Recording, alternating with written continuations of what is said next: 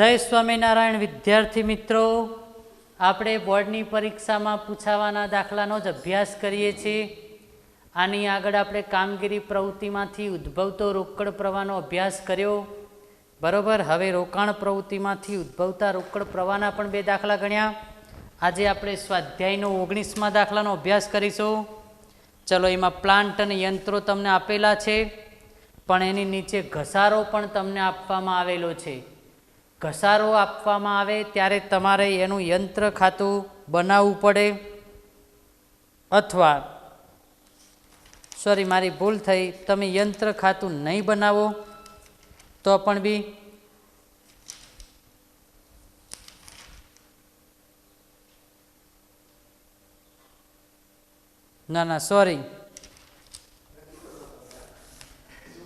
નહીં બનાવો, યંત્ર ખાતું નહીં બનાવો તો પણ બી ચાલશે. હું તમને ડાયરેક્ટ શીખવાડું, પણ એક નમૂના તરીકે એક ખાતું મેં બનાવ્યું છે.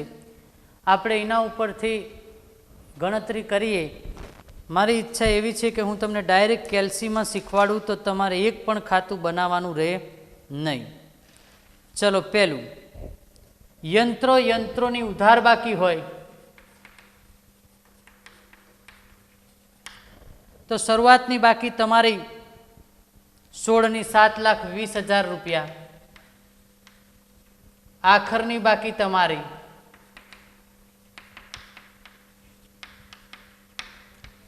હું અહીં બધા ખાતા બનાવું, પણ તમને બોર્ડની પરીક્ષામાં ડાયરેક્ટ લખતા શીખવાડે એવું કરી આપું.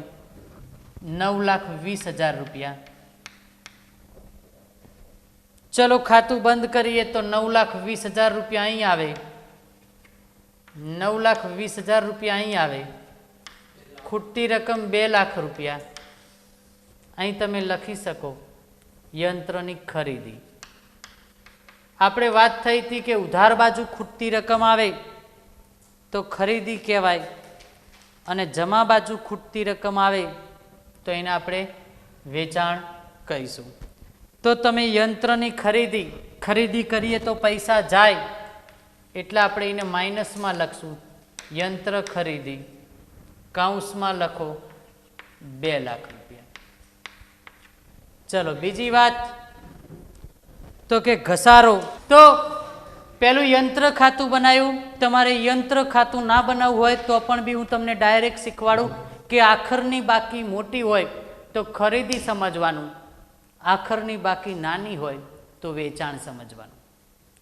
સમજી ગયા? શરૂઆતની બાકી તમારી 7,20,000 રૂપિયાથી, આખરની બાકી મોટી છે. મોટી હોય તો ખરીદી સમજવાનું, અને નાની હોય તો વેચાણ સમજવાનું. ચલો, કમ્પ્લીટ લખાઈ ગયું. ત્યારબાદ ઘસારો.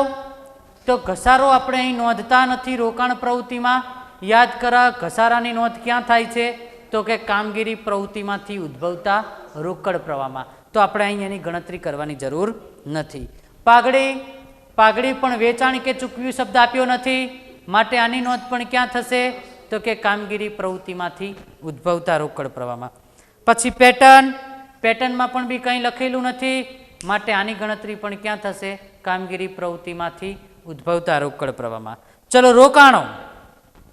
તો રોકાણોનું એક ખાતું તમને બનાવતા શીખવાડું. મેં તમને પહેલાં જ કીધું કે આખરની બાકી ઉપરથી ધ્યાન રાખવાનું. આખરની બાકી મોટી હોય તો ખરીદી સમજવું, નાની હોય તો વેચાણ સમજવું. તો રોકાણો.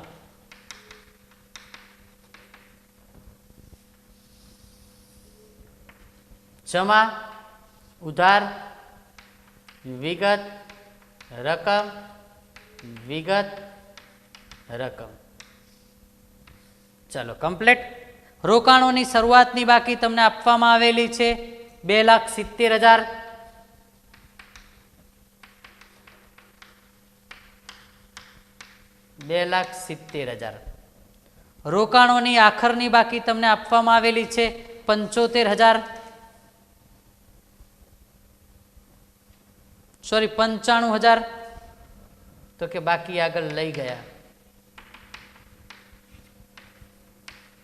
95,000. ખૂટતી રકમ આવશે તો કેટલી ખૂટતી આવશે? જુઓ, શરૂઆતની બાકી તમારી કેટલી હતી રોકાણોની? 270. 95 ખૂટતી રકમ તમારી આવશે રોકાણોની અંદર 1,00,000. 75,000. તો આને લખીશું વેચાણ ખાતે. તો વેચાણ થાય તો રોકાણ પ્રવૃત્તિમાં શું થાય? પ્લસ થાય. તો અહીં લખો 10% રોકાણો.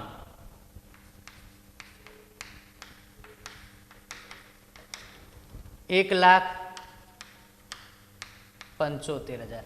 શરૂઆતની બાકી તમારી 2,70,000 છે, આખરની બાકી તમારી 95,000 છે.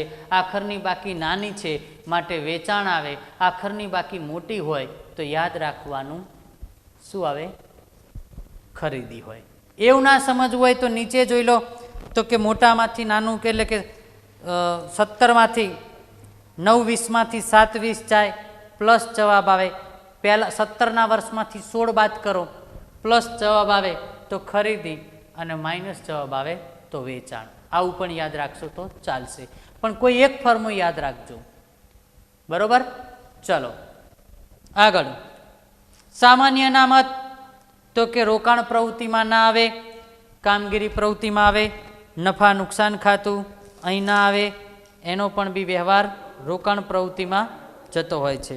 આગળ નાણાકીય પ્રવૃત્તિ કામગીરીમાં. ત્યારબાદ ઇક્વિટી શેર નાણાકીય પ્રવૃત્તિમાં જાય. બેંક લોન નાણાકીય પ્રવૃત્તિમાં જાય. ચાલુ જવાબદારી નાણાકીય પ્રવૃત્તિમાં જાય. હવે નીચે જુઓ, રોકાણ પર મળેલ વ્યાજ. તો મળેલું વ્યાજ એ હંમેશા કઈ પ્રવૃત્તિમાં આવે? તો કે રોકાણ પ્રવૃત્તિની અંદર આવે. રોકાણ પર મળેલું વ્યાજ 18,000. રોકાણોનું વ્યાજ મળેલું છે એટલે પ્લસ આવે. તો એક વાત યાદ રાખો, મળેલું વ્યાજ નાણાકીય પ્રવૃત્તિમાં આવતું, અરે કામગીરી પ્રવૃત્તિમાં આવતું. યાદ કરો.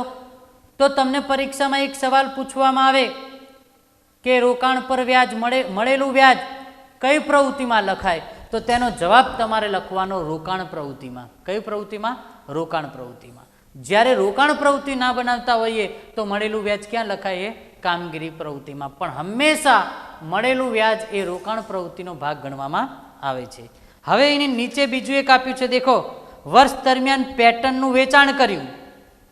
તો પેટર્નનું વેચાણ કર્યું તો એની નોંધ અહીં થશે. પેટર્નનું વેચાણ ના કર્યું હોત તો એની નોંધ ક્યાં થાત? કામગીરી પ્રવૃત્તિમાંથી ઉદ્ભવતા રોકડ પ્રવાહમાં. પણ અહીં પેટર્નનું વેચાણ કર્યું છે માટે આપણે અહીં નોંધ કરીશું. તો એની શરૂઆતની બાકી કેવી છે? તો કે પેટર્નની શરૂઆતની 1,30 છે, આખરની 70,000 છે. આખરની બાકી નાની છે. બરોબર?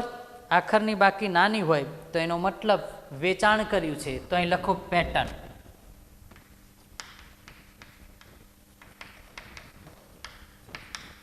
વેચાણ પ્લસ આવશે તો સમજી લો એમાંથી બાદ કરીએ આપણે. પેટર્ન 1,30માંથી 70 જાય તો પેટર્નનું વેચાણ 60,000 રૂપિયા થયું. તમારે ખાનું ના બનાવવું હોય તો તમે ડાયરેક્ટ શીખી શકો છો. મેં હમણાં તમને એક ફોર્મ્યુલો યાદ રાખવાનું કીધું.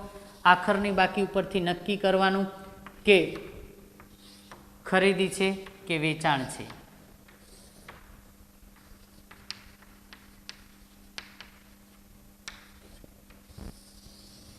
ડાયરેક્ટ પણ તમે લખી શકો છો જો તમને યાદ રહે તો. વિગત રકમ, વિગત રકમ. સર બાકી આગળ લાવ્યા.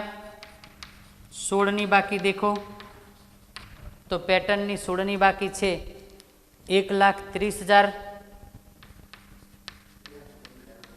17ની બાકી દેખો. તો 17ની બાકી આગળ લઈ ગયા. 17ની બાકી છે 70,000. તો ખૂટતી રકમ 60,000 બેંક ખાતે એટલે કે વેચાણ. ચલો કમ્પ્લીટ. અહીં કણ 31, અહીં 31. ચલો કમ્પ્લીટ. હવે આનું આપણે ટોટલ મારીએ તો પ્લસ માઇનસનું ટોટલ કરવાનું. 1,75,000, 18,000, 60,000 પ્લસ છે. આ ત્રણેયનું ટોટલ મારી એમાંથી 2 લાખ રૂપિયા બાદ કરો એટલે તમારો જવાબ આવે 53,000 રૂપિયા. કામગીરી પ્રવૃત્તિ રોકાણ પ્રવૃત્તિમાંથી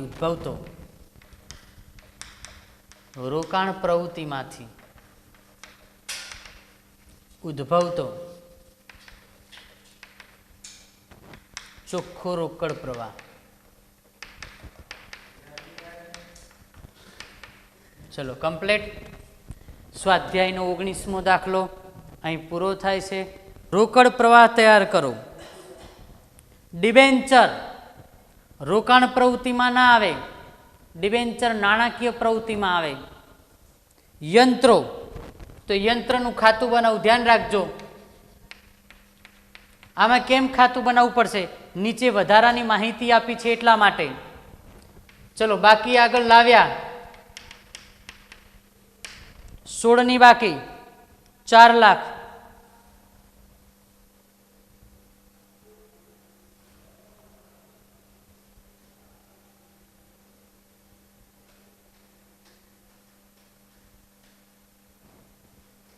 સોરી, 16ની બાકી 2 લાખ.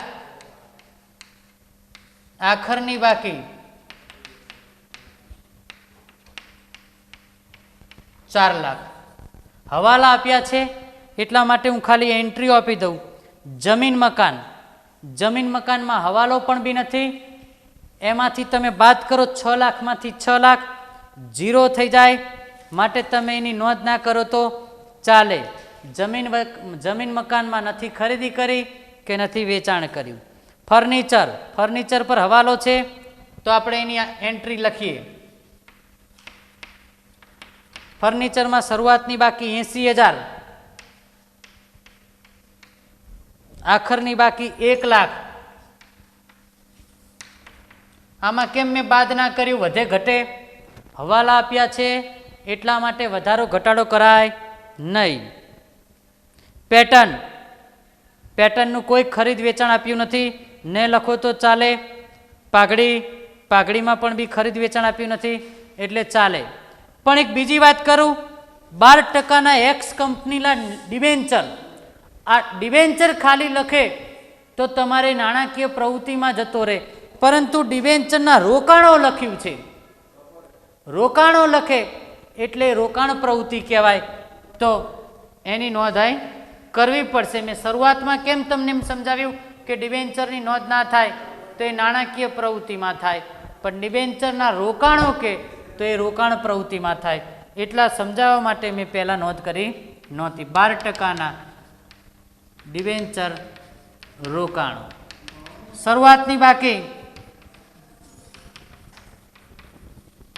શરૂઆતની બાકી રોકાણોની છે 4 લાખ, આખરની બાકી 6 લાખ.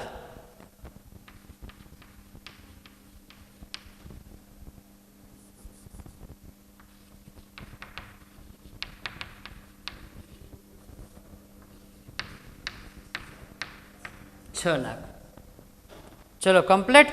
હવે હવાલામાં જઈએ તો કે યંત્રો પર 20% ઘસારો ગણો. યંત્રો ઉપર 20% ઘસારો ગણો અને ફર્નિચર ઉપર 10%. તો ઘસારો હંમેશા શરૂઆતની બાકી ઉપર ગણાય, એ ધ્યાન રાખજો. ઘસારો 20% એટલે 40,000 રૂપિયા થાય. ફર્નિચરનો ઘસારો 10% એટલે 8,000 થાય. અહીં 4,40,000, 4,40,000. આ બાજુ ખૂટતી રકમ યંત્ર ખરીદી 4,40,000માંથી 2 લાખ બાદ કરો તો યંત્રની ખરીદી 2,40,000, માટે ખરીદી માઇનસ લખાય. તો અહીં લખો યંત્ર ખરીદી 2,40,000. ત્યારબાદ આ બાજુ ટોટલ 1,08,000 માઇનસ થશે ખરીદી આ બાજુ 1,08,000, ખૂટતી રકમ 28,000 ફર્નિચરની ખરીદી. ફર્નિચરની ખરીદી અહીં કણ માઇનસ થાય.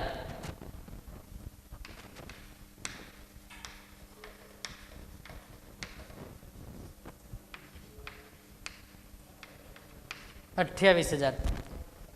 ત્યારબાદ વર્ષની શરૂઆતના રોકાણો માંથી 40% રોકાણો 3 લાખમાં વેચી દીધા. ચલો અહીં ધ્યાન રાખજો, આપણા શરૂઆતના રોકાણો કેટલા?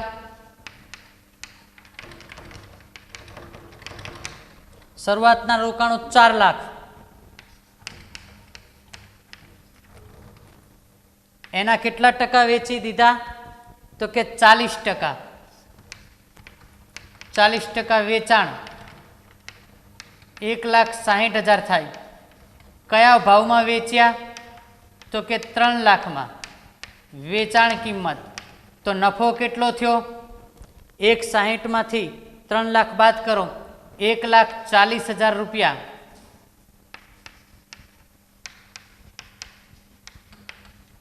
નફો મૂળ કિંમત. ચલો ફરીથી એકવાર, શરૂઆતના જે રોકાણો હતા 4 લાખ, એમાંના 40% વેચ્યા. 40% કરો 1,60,000. 4 લાખના 40%, 1,60,000 થયા. આ એની મૂળ કિંમત. વેચ્યા કેટલામાં? 3 લાખમાં.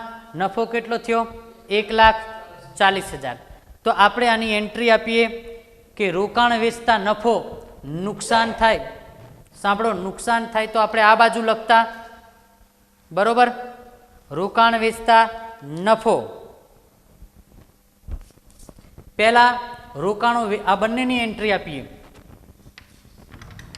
આ 3 લાખ વેચાણ કર્યું. રોકડ આવે કે જાય?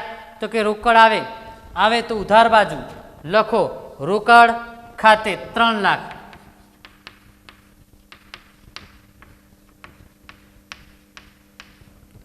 નફો કેટલો થયો? તો કે 1,40,000. તો યાદ કરો, યંત્રનું આપણે નુકસાન આવ્યું હતું. નફો ઉધાર બાજુ આવે અને નુકસાન જમા બાજુ આવે.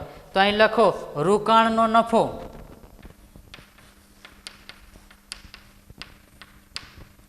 $1,40,000. હવે ટોટલ મારીએ તો 6 3 9 લાખ. 9 લાખમાંથી 5,40,000 બાદ કરો, 3,60,000.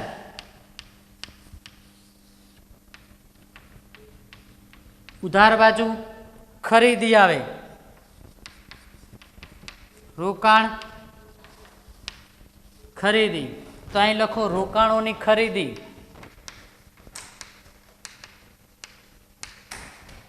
$3,60,000. ફરીથી એકવાર સમજાવું, હજુ થોડુંક ધ્યાન રાખજો. હજુ અને રોકાણો ઉપર વ્યાજ 60,000 મળવાનું બાકી છે. તો અહીં લખો. પછી રોકાણો વેચ્યા એની કિંમત આવશે. અહીં રોકાણ વેચાણ 3 લાખ. આખો દાખલો ફરીથી સમજાવું એકવાર. અને રોકાણોનું વ્યાજ 60,000. ચલો 3 લાખ 2,40, 28, 60. આવી જોઉં કરું. ચલો કમ્પ્લીટ. ફરીથી એકવાર આખા દાખલાની ચર્ચા કરીએ. પહેલાં હું આનો જવાબ લખી દઉં અને પછી ફરીથી આખો દાખલો હું તમને સમજાવું. તો આનો જવાબ આવશે 2,68,000 માઇનસ રોકાણ પ્રવૃત્તિમાંથી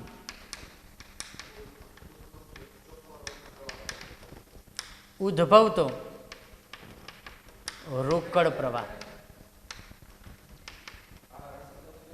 ચલો ધ્યાન રાખજો, સમજાવું ફરીથી આખો દાખલો. ચાલુ રાખજો, ફરીથી આખો દાખલો સમજાવું. ચલો, 12% એક્સ કંપનીના ડિબેન્ચર આટલું લખ્યું હોત તો હું નોંધ ના કરત તો એ નોંધ જાત નાણાકીય પ્રવૃત્તિમાં. પણ અહીં કણ 12% એક્સ કંપનીના ડિબેન્ચરનું રોકાણ એટલે મેં શરૂઆતની બાકી અને આખરની બાકી લખી દીધી.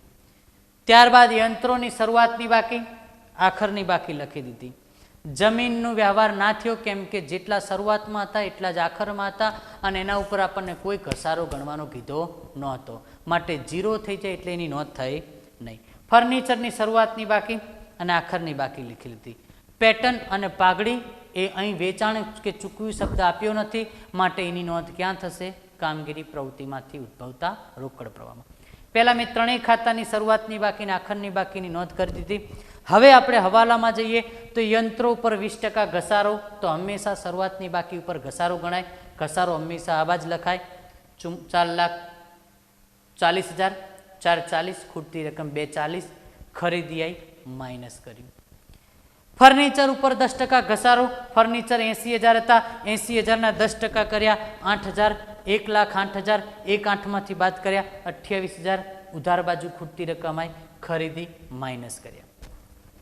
ત્યારબાદ વર્ષની શરૂઆતમાં 40% રોકાણો, તમારી પાસે શરૂઆતમાં રોકાણો કેટલા હતા? શરૂઆતની બાકી 4 લાખ હતી, 4 લાખના 40% કર્યા 1,60,000 થયા. 1,60,000 કેટલામાં વેચ્યા એ તમને આપવામાં આવેલું 3 લાખમાં, તો 1,60,000 3 લાખમાં વેચ્યા તો નફો 40,000 આવ્યો. તો આ 3 લાખ વેચ્યા એટલે પૈસા આવશે, આવે તો રોકડ, આવે તો પ્લસ, જાય તો માઇનસ, તો રોકાણ વેચાણ. હવે એ 3 લાખ વેચ્યા, પૈસા આવશે, રોકડ આવશે, રોકાણો જશે, રોકાણ ખાતામાં રોકાણો જાય તો જમા. નફો થશે, નફા નુકસાન ખાતાની જમા બાજુ આવશે, એની બીજી એન્ટ્રી રોકાણો ખાતાની ઉધાર બાજુ 1,40. એટલે એક વસ્તુ દિમાગમાં યાદ રાખજો કે આ એન્ટ્રી 2 જગ્યાએ આવે, એક રોકાણ ખાતાની જમા બાજુ અને બીજી રોકાણ પ્રવૃત્તિમાંથી ઉદ્ભવતા રોકડ પ્રવાહમાં પૈસા આવે છે એટલે પ્લસ કર્યા. બીજી વાત, નુકસાન હોય તો ઉધાર થાય, નુકસાન હોય તો જમા થાય, નફો હોય તો ઉધાર થાય. તો નફો કેટલો થયો? 1,40,000, તો મેં લખ્યું નફો 1,40,000. ટોટલ માર્યું, ખૂટતી રકમ 360 આવી, ઉધાર બાજુ આવી, એનો મતલબ ખરીદી કરી 3,60,000. પ્લસ માઇનસ કર્યા, જવાબ -2,68,000 આવ્યા. માટે કામગીરી પ્રવૃત્તિમાંથી ઉદ્ભવતો ચોખ્ખો રોકડ પ્રવાહ. અહીં તમારો રોકાણ પ્રવૃત્તિમાંથી ઉદ્ભવતો રોકડ પ્રવાહના સ્વાધ્યાયના અને ઉદાહરણના બધા દાખલા આપણે પૂર્ણ કર્યા. કાલે નેક્સ્ટ ટાઈમ જ્યારે મળીશું ત્યારે નાણાકીય પ્રવૃત્તિમાંથી ઉદ્ભવતા રોકડ પ્રવાહનું આપણે ગણતરી શીખીશું. અને તો આપણે અહીં પિરિયડ પૂર્ણ કરીએ. જય સ્વામિનારાયણ.